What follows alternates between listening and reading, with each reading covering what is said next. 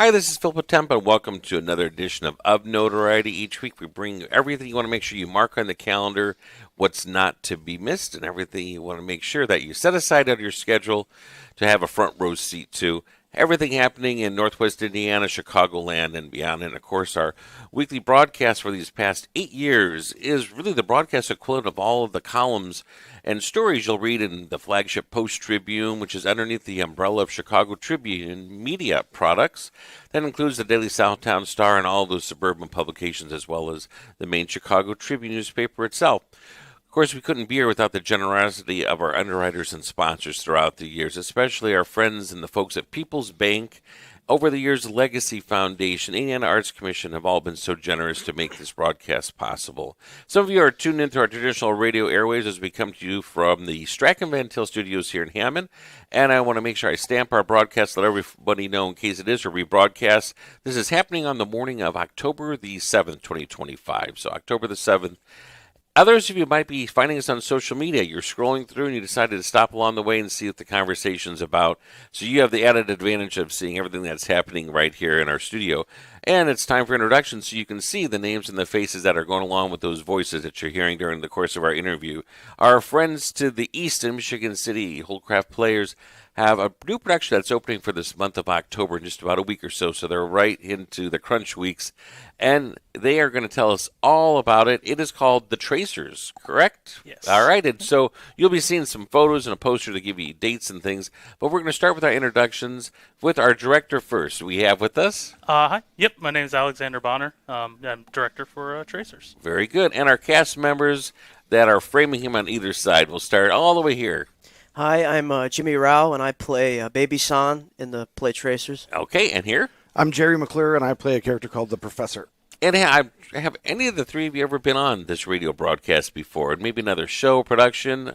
Yeah. You have. But what was the last time? What was it for? Do you remember? I was directing Proof at the time. Okay, Proof. Yeah, so that's been a little bit ago, right? Yeah, a little February. In February, okay, yeah. Gosh, the year's gone by so fast. And my nephew was here with him for Proof. Oh, was it? Okay, so good. Talent runs in the family. Now, this is, again, Holdcraft is wonderful in that a lot of times they will pick a work that may not just be the everyday conversation to say, oh, yeah, I know all about that one. I've seen or heard it. It's an Agatha Christie murder or it's a popular musical. They like to do things that are sort of new and gritty.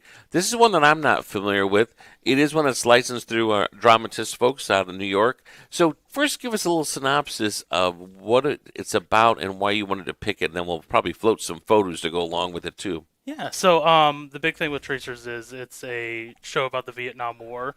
It kind of snapshots and follows through before going into the war, our main 6th platoon, and then going through war and then coming back home from Vietnam.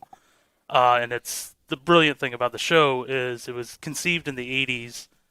John DeFosco and a handful of other men who were actors at the time as well, but the biggest thing is they were also Vietnam vets. So they got together and conceivably, through workshops, conceived a show and just built on it every single time till eventually they had a play structure and they turned this into this wonderful script that is beautiful, haunting, just about camaraderie, brotherhood. Unfortunately, the horrors of war and just a brilliant snapshot of a very tumultuous time in our nation's history. And we have our usual producer, Adrian, is in our producing booth. And I have to tell you, I did breathe a little bit of a sigh of relief, gentlemen, and also to our producer. This show is known for having props and things that we'll bring in to kind of capture the eye. And Tony Thomas helped arrange this interview and kind of gave me a nudge. He's also one of the organizers and the folks that are the leaders at Holdcraft, correct? Yes. And also a familiar name. He loves bringing in props. When I saw the publicity photos, Adrian, I thought, what if they pull up and they bring all of those prop guns in here to stack on this desk, or they're holding them? For those of you that are listening or tuning to our broadcast, we are on the Purdue campus here for Purdue Northwest, and we're out of the fringe, but it is still a campus building. And I thought, wow, that would not be good. That would not. That would have definitely woken you up, correct, Adrian, if you would have saw that coming in. So the publicity photos, they show all these guns, and it's interesting. We live in a different time. If I had seen those publicity photos 5 years ago, 10 years ago, I don't think I would have raised my eyebrows, but it was kind of hard for me to look at those photos because they are so intense. It's so raw. But that's what the play, the story that's unfolding, that is the era that was the Vietnam War. I was born in 1970. I only know, of course, what I've read in history books. None of us here, including our producer, we really haven't lived through something of what that's like. I had my college years in the 90s, we had Desert Storm, and that was kind of the war that played out on CNN. We all said we could gather in the dorms and the study lounges where there was a TV, and you could watch it happening, and there were live coverage happening with missiles and things. But Vietnam was one that even today when the veterans come back, it's the one that people, they don't always talk about because was there a winner? Should we be involved? And therefore those folks that gave so much in sacrifice oftentimes feel as though they're not recognized in the same way that maybe our other veterans are.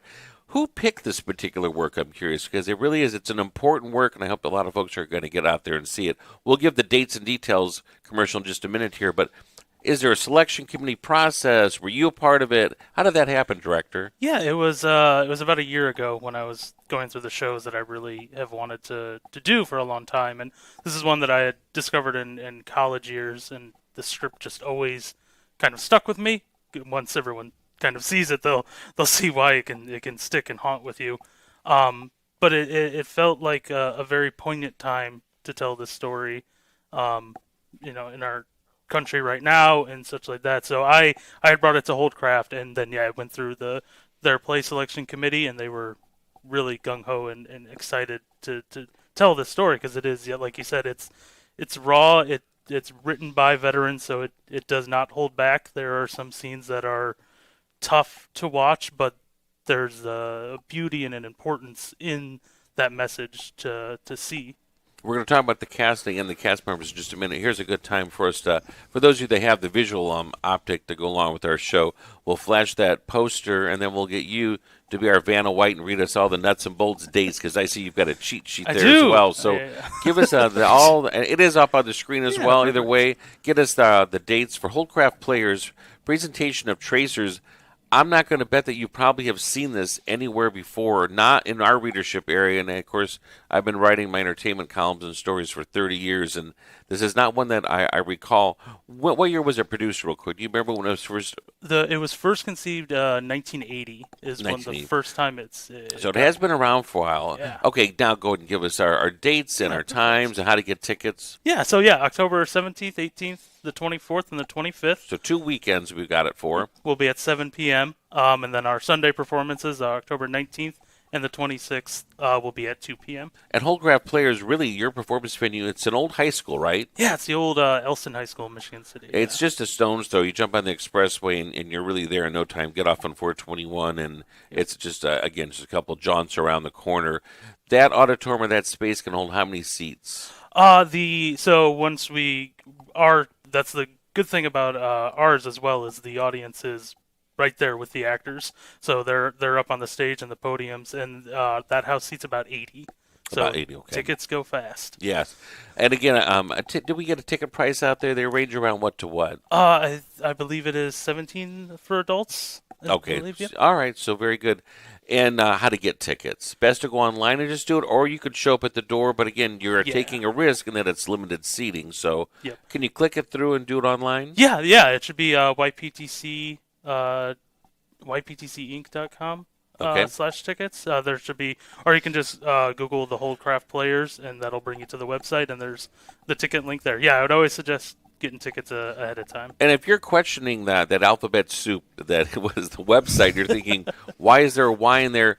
The word youth is really a part of Holdcraft for the actual group, correct? It's really called is it Young People's... Yeah, it's theater company. Yep, Young People's Theater.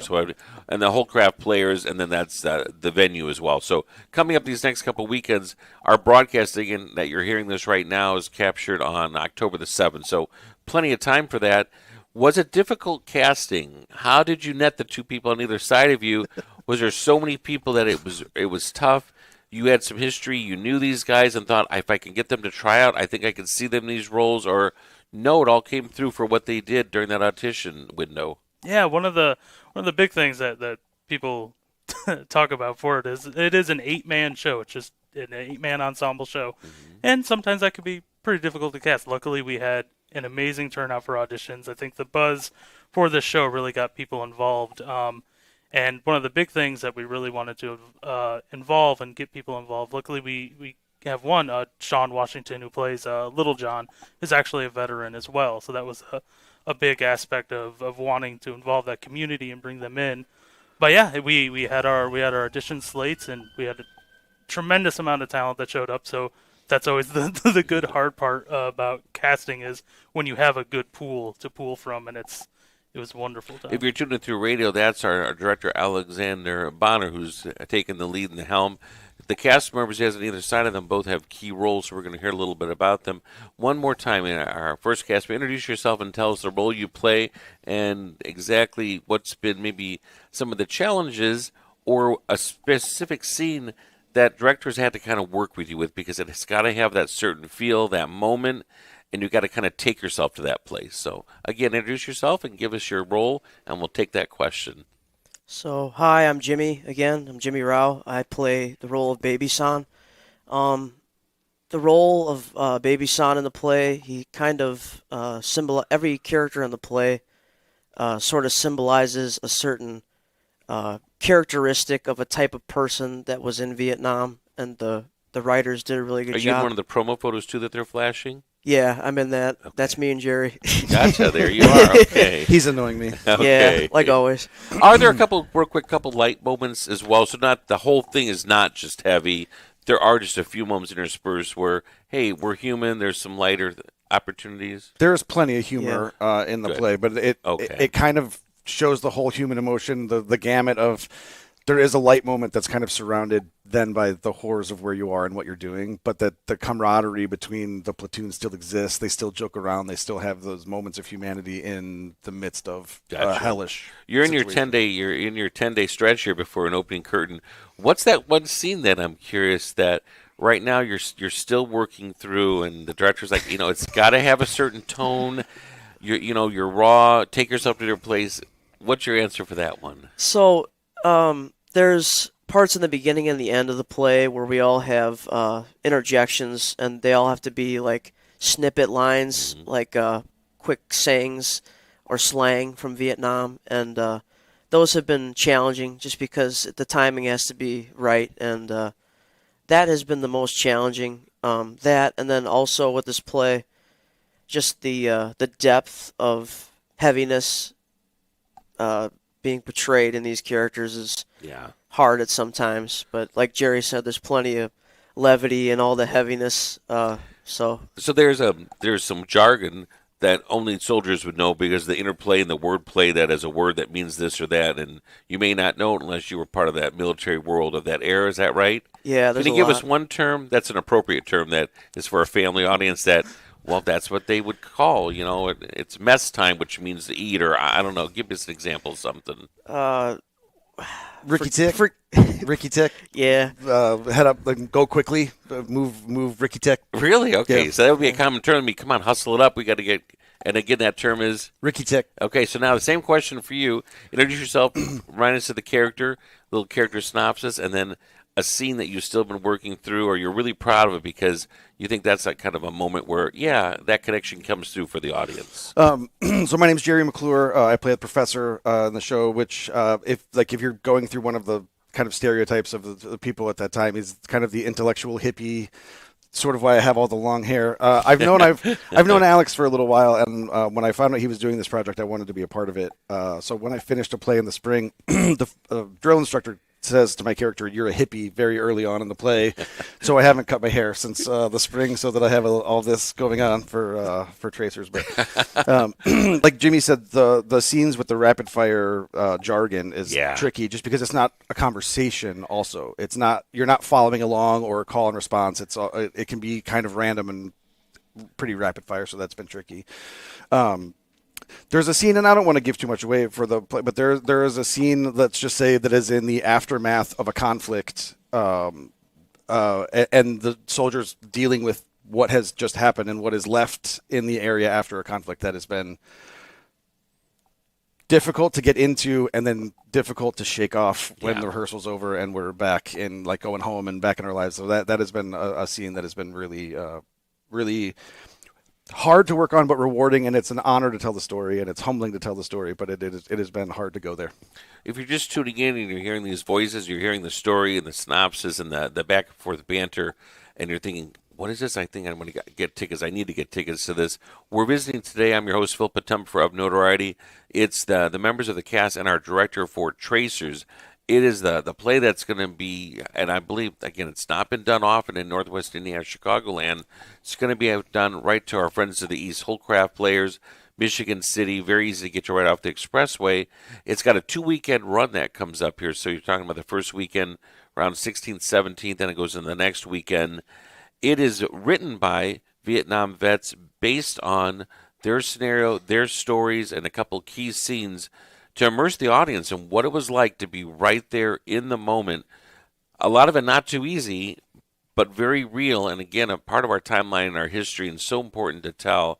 And I'm fascinated because I love things that are done in the era.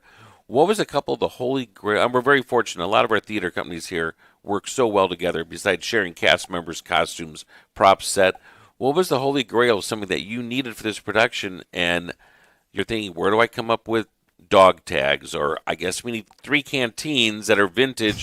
Where do I find these? What's been some of that Easter egg hunt for you? So yeah, a big, huge shout out goes to Stephanie Neumoff. She, meticulous. She's our costume designer. Meticulously researched, so we have everything accurate to the drill sergeant's uniform, to our doc's uniform, specific medical patches that they would have for the time and such wow. like that.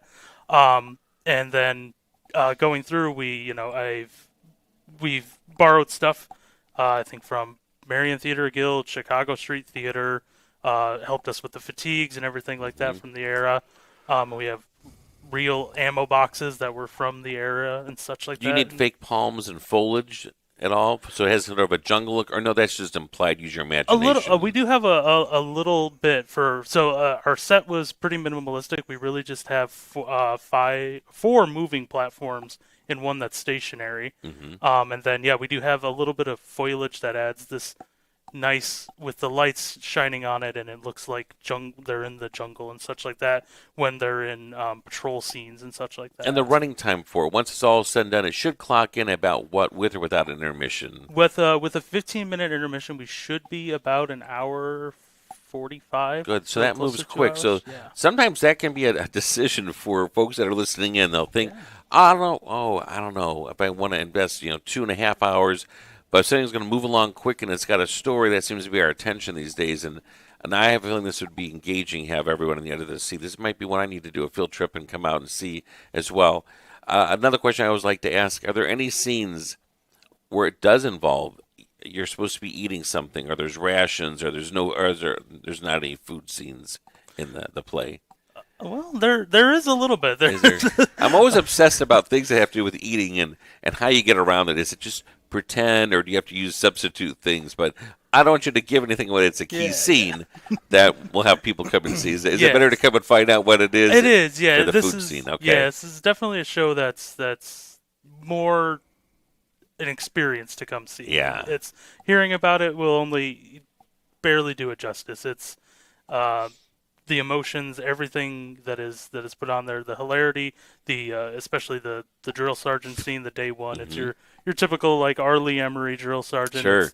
It lets the audience know we can laugh, we can enjoy, but then the serious weight and subjects and the burden that shows in the show is just. And as we start to wind down here, here's your chance for any of the shout-outs. I know sometimes it's impossible not to leave somebody out, but if you want to do the rest of the cast or your scene designer, anybody else that we want to also need to get in there and mention as well, here's your chance for that. The rest of our cast, we have Matthew Salinas as Dinky Dow. We have Kyle Robinson as Habu. Sean Washington, our veteran, as Little John. Jerry's professor, obviously. We have Jack Olson, who plays Scooter. We have Jimmy playing our baby son. Philip Kazaa plays Sergeant Williams. We have Brian Brophy as our doc. Okay, very good. And you mentioned costume already, and set design, lighting. Sometimes lighting can be so key again to get people in that moment, in that mood. So Tony Thomas helped design our Okay. set, as well as Tim Vale helping carpentry, everything like that. They brilliantly have these 4 little triangles that they helped do fantastically. And Arturo, of course, our wonderful lighting designer. I will forever connect Tony Thomas to the time he did the musical version of Gilligan's Island. Yes. And he showed up with a Gilligan flat white sailor's hat on. And I wouldn't be surprised if some of that fake foliage has also been on Gilligan's Island. Now it's in Vietnam. Could be. You never know. Exactly. We all love Tony. He's great. Yeah. He is very dedicated. And then a quick reminder here. Last time we would have seen, we know for you, it was Proof. Last time associated with Holdcraft.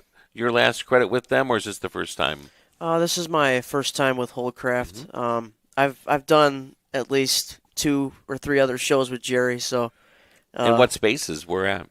Laporte, Little Theater? 4th Street, Yeah, yeah, Port Little. Laporte Little Theater.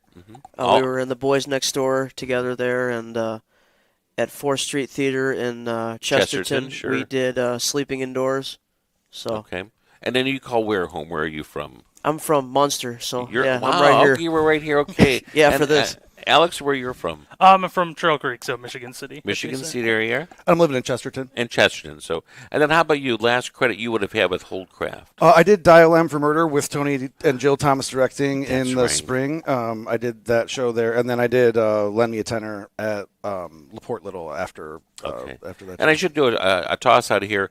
Speaking of Dial M for Murder, they have a run of that right now at Drury Lane that they're doing, and so that continues, I think, for just the next week or so. If you haven't been out to the opulent Drury Lane, Oak Brook, it's so easy to get to, also off 294. They're doing a version, I'm curious the version, theirs has a bit of a twist. It was the rewrite that they did, I think, in 2020 or so, in that the affair that's happening is not a traditional extramarital affair of the husband cheating on the wife. Was yours husband cheating on the wife?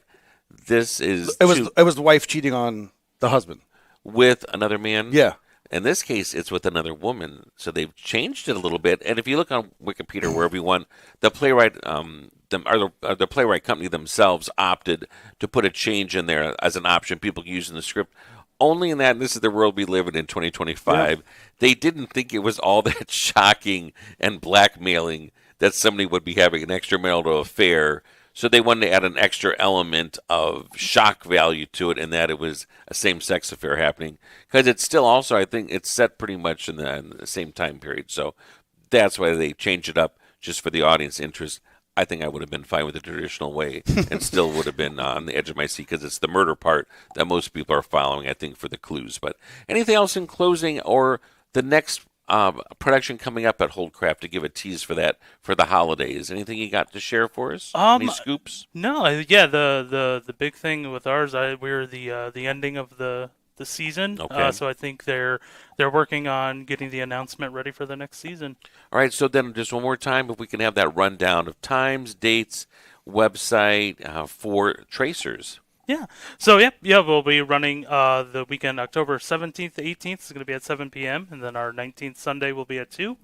And then the 24th, 25th will be at 7 p.m. and then our 26th performance on Sunday will be at 2 p.m. And tickets can be found there.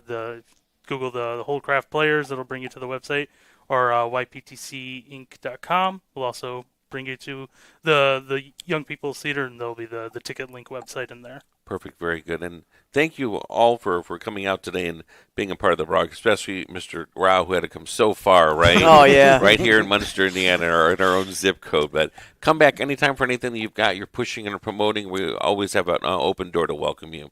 And good luck with the run. I might see you from the audience seat soon, all right? Perfect. We'll Thank see you. there. And thank you to also our audiences, be it those who are tuned into the radio dial, or those who are watching virtually, or maybe finding us on social media or on our YouTube channel. We're so glad you were part of today's conversation. I'm your host, Phil Potempa, for Of Notoriety. We hope you enjoyed the rest of your morning, evening, afternoon, or wherever your path may take you.